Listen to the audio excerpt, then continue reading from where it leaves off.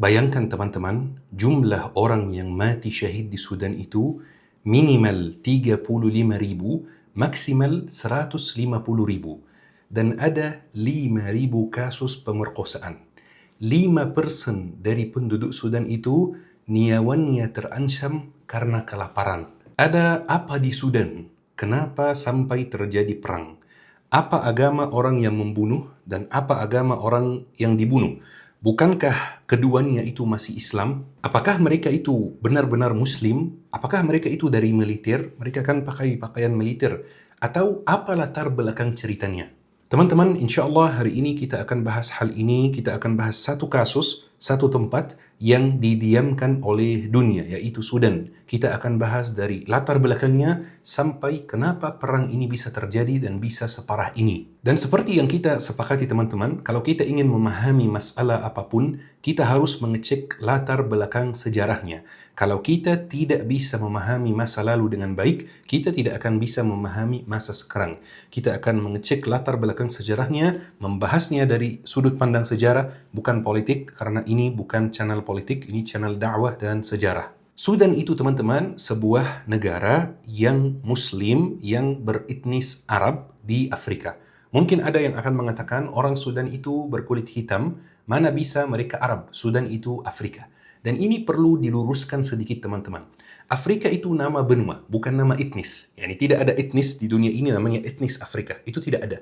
Sementara Arab itu nama etnis, bukan nama benua atau bukan nama wilayah. Jadi Arab itu sebagai etnis bisa ada di Arab, bisa ada di Arab Saudi, di Mesir, di Sudan, di Eropa, di Amerika, di Indonesia, di Malaysia, karena etnisnya, ya. Jadi etnis itu bisa ada di mana-mana. Sementara Afrika itu isinya banyak etnis. Salah satunya adalah Arab, seperti Mesir misalnya.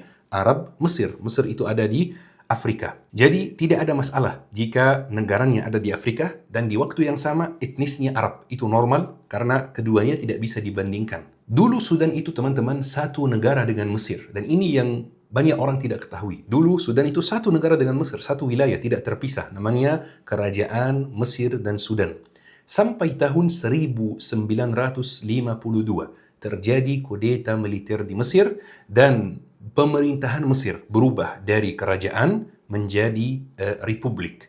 Tapi pemerintahan baru yang di republik itu tidak begitu memperhatikan urusan Sudan. Sampai Sudan itu udah mulai mau pisah gitu. Dan betul, di tahun 1956 Sudan pisah dari Mesir. Ini jadi republik sendiri, ini jadi republik sendiri. Dari tahun 56 sampai detik ini teman-teman, di Sudan terjadi banyak kudeta militer. Sampai Ana tidak bisa sebutkan satu-satu. Gak cukup videonya kalau Ana sebutkan satu-satu. Banyak sekali kudeta militer. Kudeta militer itu di negara Arab dan di Afrika itu kayak tradisi gitu teman-teman. Selain kudeta militer, ada satu konflik penting yang terjadi. Dan ini inti dari cerita kita. Perhatikan teman-teman. Konflik itu antara siapa? Konflik itu antara orang Arab Muslim yang di Sudan dan orang non-Arab yang non-Muslim yang di Sudan Selatan. Jadi Sudan itu mayoritas Islam dan mayoritasnya dari etnis Arab juga. Tetapi bagian selatan itu bukan dari etnis Arab dan bukan dari agama Islam. Konflik itu terus terjadi, kudeta militer itu terus terjadi sampai ada satu presiden Sudan yang merupakan jenderal militer yang melakukan kudeta dan mengambil alih pemerintahan di Sudan. Dia itu namanya Umar al-Bashir. Dia mulai memimpin di tahun 89. Di zaman Umar al-Bashir itu teman-teman terjadi perang saudara atau berlangsung perang saudaranya sebenarnya. Perang saudaranya itu di tempat namanya Darfur antara yang Muslim sama yang Nasrani di bagian Sudan Selatan. Pasti teman-teman yang bukan dari Gen Z pasti tahu perang Darfur di tahun 2003. Itu waktu itu sangat ramai di berita di seluruh dunia. Yang Anda bisa katakan teman-teman, perang ini sangat parah. 2003 itu, perang Darfur, sangat parah. Banyak orang yang dibunuh, banyak yang diperkosa, kurang lebih seperti apa yang terjadi sekarang teman-teman. Tetapi masalahnya, militer Sudan itu terlibat juga di dalam perang tersebut. Dan ada beberapa kejahatan yang dilakukan. Sampai mata dunia internasional itu mulai tertuju pada Umar al-Bashir. semua orang di dunia itu mulai menuduh Umar al-Bashir sebagai pelaku kriminal perang atau pelaku kejahatan perang, teman-teman, karena memang apa yang terjadi di perang itu sangat parah. Jadi nama baik Sudan itu terancam, nama baik militer resmi di negara itu terancam juga. Jadi muncul satu ide di benak Umar al-Bashir. Ide ini tujuannya adalah menjaga nama baik Sudan, menjaga nama baik militer resmi. Umar al-Bashir bekerja sama dengan mafia di Sudan Selatan yang dari etnis Arab yang beragama Islam. Mafia itu namanya Al-Janjawid. Perhatikan, hafal nama ini teman-teman, sangat penting. Al-Janjawid itu teman-teman sebuah mafia di Sudan Selatan yang terdiri dari pengembala unta dan kerjanya semua di bidang-bidang yang terlarang. Al-Janjawid itu menjadi milisinya Umar al-Bashir, menjadi kayak militernya Umar al-Bashir di Sudan Selatan. Yani mereka diberi senjata, mereka diberi alat militer, mereka didukung dengan uang oleh Umar al-Bashir supaya menggantikan dia dalam perang di Sudan Selatan. Supaya nanti kalau ada orang dari PBB, dari dunia internasional yang mengatakan kenapa terjadi kejahatan perang di sana, dia jawab, ini bukan urusan kami, ini sebuah mafia, ini milisi, bukan, gak ada hubungannya dengan kami. Kalau militer kami tidak membuat kejahatan. Milisi Al-Janjawid itu teman-teman membunuh lebih dari 300.000 orang antara tahun 2003 dan tahun 2008. Anak-anak tidak salah menyebutkan angkanya. 300.000 orang teman-teman. Bayangkan. Sampai di tahun 2011 terjadi juga hal yang besar, peristiwa yang besar, yaitu Sudan Selatan resmi pisah dari Sudan. Jadi sekarang sudah ada dua negara. Ada Sudan yang etnis mayoritasnya adalah Arab dan agama mayoritasnya adalah Islam, dan ada Sudan Selatan yang etnis mayoritasnya non-Arab dan agama mayoritasnya adalah Nasrani. Perangnya sudah selesai, tapi peran Al-Janjawid belum selesai. Umar al-Bashir menggunakan Al-Janjawid lagi, tapi kira-kira digunakan atau dipakai dalam hal apa? Waktu itu teman-teman, Umar al-Bashir mulai merasa khawatir dia dikudeta. Karena memang banyak sebelumnya yang dikudeta juga. Dia mulai merasa khawatir dikudeta oleh anggota militernya sendiri. Maka dia mengundang Al-Janjawid itu ke ibu kota. Selama ini Al-Janjawid itu kan di perbatasan perang. Dia mengundang Al-Janjawid ke ibu kota. Dia merubah nama Al-Janjawid menjadi RSF. Dan dia memberi mereka pangkat militer yang resmi. Jadi mereka sudah kayak khalas bagian dari negara. Namanya RSF. Jadi waktu itu di Sudan ada dua militer teman-teman, yaitu militer resmi Sudan dan RSF. Taib, RSF itu tujuannya apa? Tujuannya satu teman-teman, adalah melindungi Umar al-Bashir dari upaya kudeta militer. Melindungi Umar al-Bashir dari militernya sendiri.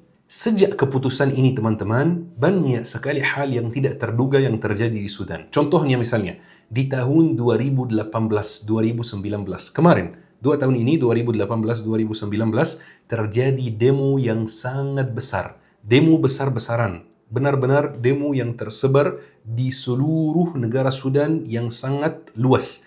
Sampai pemerintah Sudan waktu itu mengumumkan darurat militer dan memutus internet dari seluruh Sudan. Semakin hari, semakin demonya besar, tapi Umar al-Bashir merasa tenang. Kenapa dia merasa tenang? Karena dia punya satu milisi khusus, satu pasukan khusus, namanya RSF, yang melindungi dia dari upaya kudeta dan lain-lain. Tapi, terjadi satu hal lagi yang tidak terduga sama sekali teman-teman. Apa itu? Ternyata RSF mengkhianati Umar al-Bashir. RSF bekerja sama dengan militer resmi Sudan dan mereka menggulingkan Umar al-Bashir. Jadi Umar al-Bashir digulingkan oleh pasukan yang memang tujuannya atau perannya adalah melindungi dia. Pasti bukan murni digulingkan oleh mereka karena ada demo besar-besaran oleh warga juga. Sekarang teman-teman, di Sudan ada 3 pemimpin. Setelah tahun 2019, ada 3 pemimpin di Sudan. Satu negara, 3 pemimpin. Taib. Pelan-pelan kita sebutkan siapa itu mereka. Perhatikan nama-namanya teman-teman. Yang pertama adalah ketua atau pemimpin militer resmi Sudan. Dan ini namanya Burhan. Yang kedua adalah pemimpin RSF, dan ini namanya Hamitti. Yang ketiga adalah PM Sudan, dan ini warga sipil namanya Hamduk. Hamduk itu warga sipil, profesor, orang yang luar biasa teman-teman, bijaksana, paham politik, luar biasa Hamduk itu. Seandainya Hamduk itu masih memimpin Sudan, wah luar biasa. Emang Hamduk kemana? Perhatikan ceritanya teman-teman. Hamduk itu ketika mulai memimpin, dia pelan-pelan mulai memperbaiki negara. Mulai bikin Sudan itu pulih teman-teman. Dan mulai mengembalikan posisi militer ke posisi aslinya, yaitu menjaga perbatasan negara, bukan berpolitik. Dan mulai berusaha untuk mengintegrasikan RSF ke dalam militer resmi, supaya satu negara itu nggak ada dua militer. Bahaya sekali kalau satu negara ada dua militer. Tapi usaha dia bikin RSF marah dan bikin militer resmi marah juga. Jadi di Oktober 2021 teman-teman, pemimpin militer resmi yang namanya Burhan sama pemimpin RSF yang namanya Hamitti bekerja sama untuk menggulingkan Hamduk. Dan sekarang Sudan ada dua pemimpin, Burhan dan Hamitti. Oktober 2021. Awalnya mereka berjanji mereka akan bekerja sama dan lain-lain. Tetapi lama-lama terjadi banyak masalah antara mereka berdua ini. Kenapa? Karena pemimpin militer resmi menuntut agar RSF itu secara resmi masuk militer Sudan, jadi di bawah dia. Tidak terpisah dari militer Sudan, supaya negara tidak ada dua militer. Dan di waktu yang sama, pemimpin RSF itu atau Hamitti, dia tidak mau.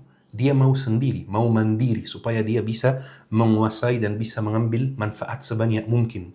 Pelan-pelan juga ada beberapa negara asing yang mulai ikut campur urusan Sudan, seperti misalnya Uni Arab Emirates yang mendukung RSF, seperti Mesir yang mendukung militer resmi.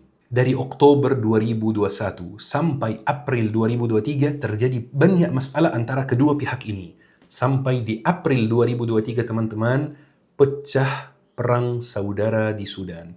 Militer resmi dan RSF saling memerangi teman-teman. Keduanya punya kekuatan yang besar, keduanya didukung oleh negara asing. Pecah perang saudara. Teman-teman, salah satu cara untuk merasa khusyuk di dalam salat adalah belajar bahasa Arab. Karena ketika kita belajar bahasa Arab, kita bisa memahami bacaan Al-Quran. Buat teman-teman yang mau belajar bahasa Arab, buat teman-teman yang sibuk, nggak ada waktu, tapi pengen belajar bahasa Arab, ana sarankan Syabab Belajar Academy, karena mulai dari nol, caranya sangat mudah, cocok buat orang yang sibuk. Baik teman-teman, siapa yang baik, siapa yang buruk di antara mereka? Jujur, dua-duanya buruk. Kenapa dua-duanya buruk? Karena keduanya datang lewat kudeta militer. Dan kudeta militer itu sesuatu yang tidak boleh terjadi sama sekali.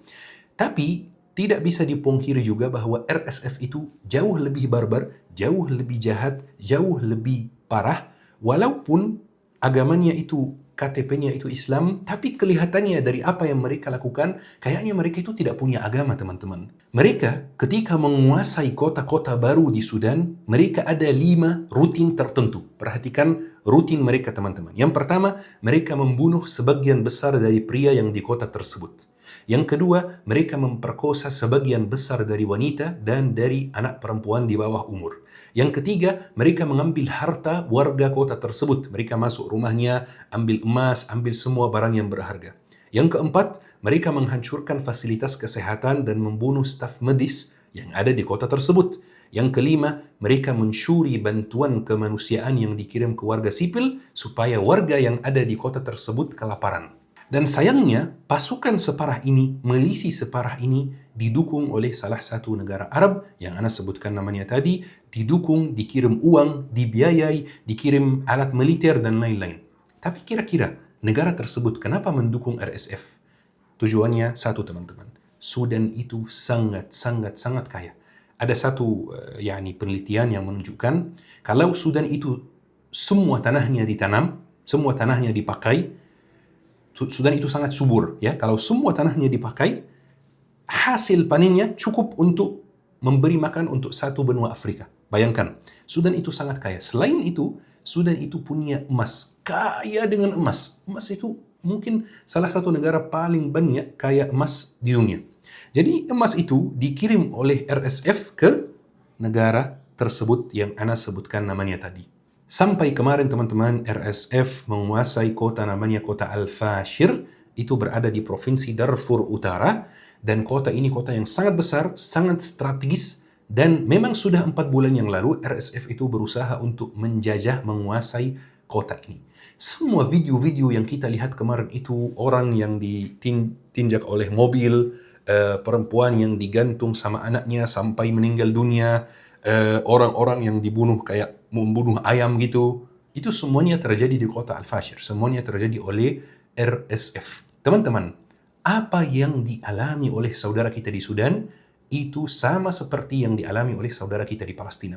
Karena kalau kita melihat negara yang di belakang RSF itu ternyata teman dekatnya Israel. Jadi pasti Israel punya campur tangan di perang tersebut. Jadi teman-teman, setelah kita sudah melihat atau sudah belajar bersama latar belakangnya seperti apa, kita ada 2 pesan penting yang kita perlu perhatikan. Ada 2 poin penting yang kita perlu perhatikan. Yang pertama, kita memang harus terus menyuarakan Palestina. Tapi jangan lupa untuk menyuarakan saudara kita dimanapun. Menyuarakan Sudan. Jangan lupa untuk menyuarakan kebenaran dimanapun kebenaran berada. Baik. Pesan yang kedua, teman-teman, kita harus menjaga persatuan. Persatuan itu wallahi sangat penting. Negara asing yang ingin menghancurkan sebuah negara lain, itu mulai dari memecah belah antara masyarakatnya. Bikin masyarakatnya itu saling benci, saling merendahkan, dan lain-lain. Jangan sampai kita terpecah belah. Karena keadaan terpecah belah itu keadaan yang sangat lemah. Sementara ketika bersatu, itu sangat kuat, teman-teman. Sangat-sangat kuat. Jangan sampai ada satu orang yang mulai memecah belah umat Islam, memecah belah Indonesia, memecah belah apapun. Yang penting kita tetap bersatu, karena persatuan ini yang akan bikin negara lebih kuat dan lebih bisa menghadapi niat buruk, rencana buruk, kejahatan dari luar. Kalau kita lihat semua negara yang ditimpa perang, itu biasanya mulai dari perpecahan, teman-teman. Teman-teman yang dirahmati oleh Allah Subhanahu wa taala, alhamdulillah kita sudah bisa memahami latar belakangnya. Semoga apa yang disampaikan hari ini bermanfaat insyaallah.